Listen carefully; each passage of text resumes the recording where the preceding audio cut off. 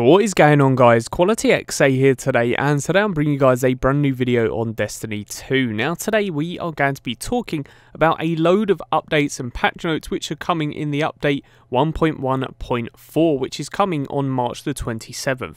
Now we do have a load of stuff to talk about, so I'm not going to hold you back, and let's get right into this. So as you guys know, in last week's This Week at Bungie, Iron Banner, Rumble and Mayhem were announced as coming back, including Iron Banner 6v6 and a load of other 6v6 game modes. Sounds really awesome indeed. I personally cannot wait for all of this to actually come around. The biggest topic that they did speak about though was the time to kill. There was a load of core feedback on time to kill in the Crucible. They saw it mostly stemmed from the lack of excitement or spikes of intensity, what you all came to expect from a Destiny experience. So what they are actually trying to do is speed up the game. So here is the list of changes. Now, please guys do listen carefully. If you guys would like to check out all of these changes for yourself, then please do. But there is a hell of a lot of changes. So let's get right into this. So Respawn and Revived were tuned in all game modes. So player respawn timers for all quick play modes have been reduced to 2 seconds. The respawn timers for survival have been reduced to 7. The revive lockout time in Countdown has been reduced to 7 seconds, and players no longer lose revive tokens on death. Power ammo respawn timers were adjusted as well across the board. So power ammo respawn timers in Iron Banner have been reduced by 50%, power ammo in quick play modes have been reduced by 30%, and power ammo in survival modes have been reduced by 40%, and then last but not least, power ammo respawn timers in Countdown have been reduced by 25%. We also got note that ammo counts have been adjusted in relation to these timers and in relation to weapon type. In almost all cases, weapons either retained the same ammo count or received a buff. Swords and rockets were brought down to stay in line with the rest of the weapon offering. Enemy players now drop their power ammo on death. This brick is now networked to all players regardless of the faction. Secure the power ammo to keep it from your foes or steal it off the enemy's ghost. But be quick because these bricks don't stay in the world forever. Now really cool changes there and extremely good indeed. It's definitely going to make it more of a rushing. You're definitely going to be wanting to try and get power ammo, although it is going to spawn more repetitively and more often. You're also going to be able to grab power ammo off of dead bodies if they were actually carrying the power ammo brick. Really awesome indeed, and some huge big good changes in there. Now next up, the question was, but what about competitive? This first change was also talking about mainly quick play, but competitive, what they are looking at doing in starting in 1.14, they're going to opt to remove the tracker from all competitive and trials game modes. What they mean by tracker is your minimap. Now what they really want to reduce is the team shotting and make it feel more competitive, so you get into situations where you can't see the enemy on the minimap, so you can't all just group up in one bundle and shoot that one person. It's going to be a lot more tactical and will take a load more communication, and you're definitely going to have to be careful when getting power ammo. You're never going to expect when people are around or when they're going to stop you, so it will be really cool indeed. It's definitely going to allow for some clutch moments as well, and also some comebacks, I can imagine. Not having a radar, too many people do rely on it, so personally I do think it is quite a good change. We'll just have to wait and see how it fares in trials though, because that is a pretty scary thing, thinking about trials with no radar. Next up, we'll begin to talk about the mobility. So all free glides plus catapult and strafe lift have been retuned and buffed to make them faster and more unique. The mobility stat range has been expanded and completely retuned as well. In short, everyone gets faster and the high end is higher. The player's ground speed cap has also been increased, allowing for faster total movement speed, regardless of how you may get there. Arcstrider, Sentinel and Striker all move faster and at the same speed as one another, while in their supers. Arcstrider as a whole is performing well in PvP, but mostly due to its neutral game perks. We've made the following changes in an effort to get the super to be more of a competitive option. Faster attack animations, faster dodge animations, increased range of all attacks. Now, some really good changes there. I'm personally really excited for the Arc Strider. It's definitely one of the more underused and underpowered supers, I want to say, especially considering when you come up against some long-range supers such as Hammers or Golden Gun. But yeah, really cool changes indeed. Next up, we have the previous shoulder charge changes are being reverted, allowing shoulder charge to be used as a movement mode once again. Dawnblade has also been improved. There is a reduced cost for throwing swords, allowing for one additional throw. Increased super duration extension gained from Everlasting Fire. Removed all in-air accuracy penalties while Swift Strike is active. Reduce the Icarus dash cooldown and increase the grenade and melee energy heat rises gives you per kill.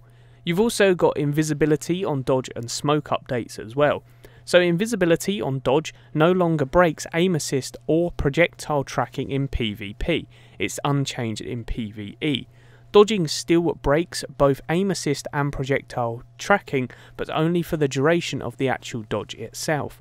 Increase the duration of invisibility on dodge by 1 second and increase the duration of smoke bomb invisibility by 1 second as well.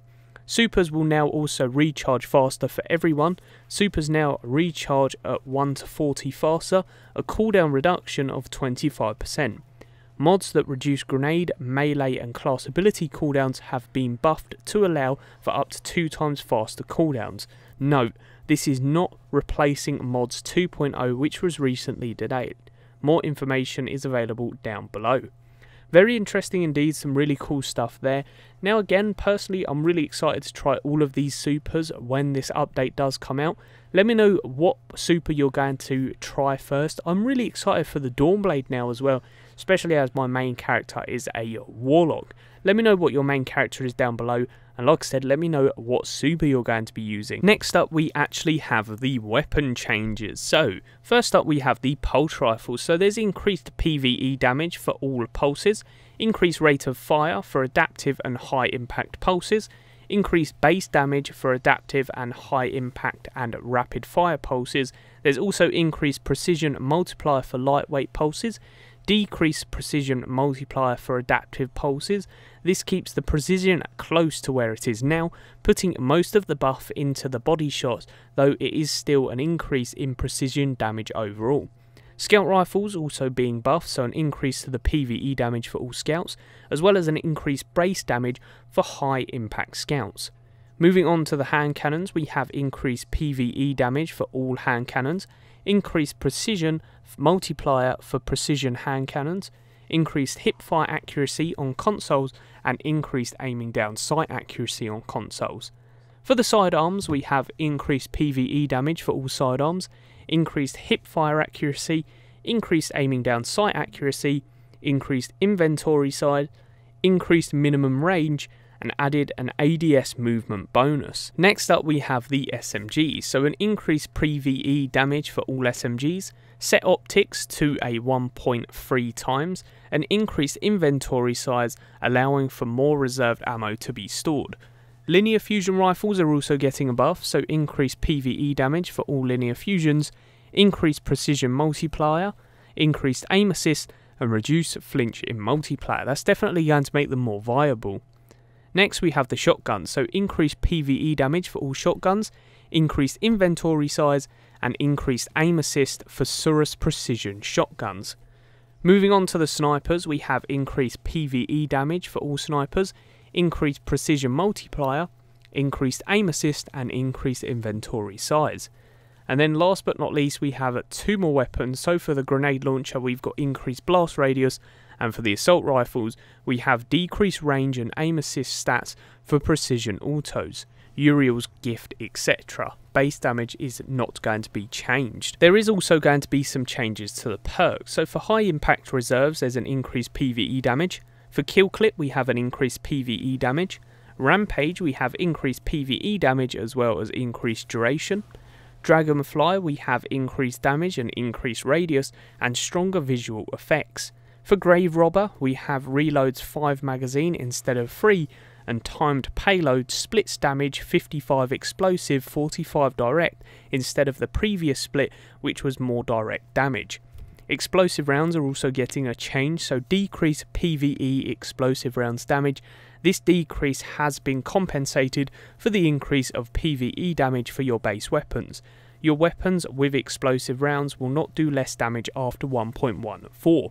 So some also good changes there. Definitely going to make more pulse rifles, I want to say, viable with these perks. And the pulse rifles in general look like they are getting some awesome buffs. I can imagine the pulse rifle meta coming up next, which I'm personally a really big fan for. Cannot wait to bring out a load of pulse rifles, see how they fare in PvP. After this, they did have a few additional notes to speak about, one of them being the mods rework. So they did particularly say that the mods rework delay was actually a good thing. It means that they can spend more time on the mods and that they are going to greatly increase the output for ability cooldown mods in update 1.1.4.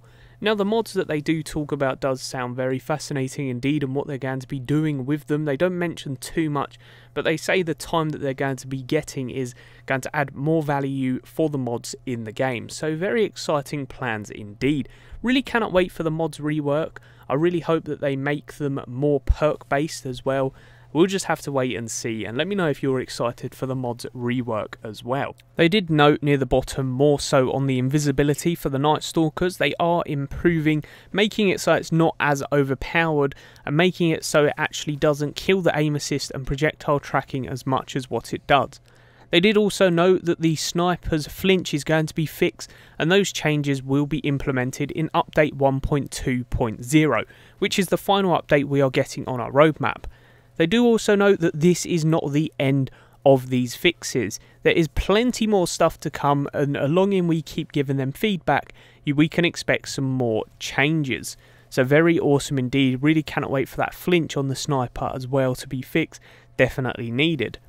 But yes guys, that's pretty much the end of this video. If you did enjoy, a like is much appreciated. I know it was extremely long, but it'd be much appreciated if we could smash 20 likes on this video. And as always, peace out. I hope you enjoyed.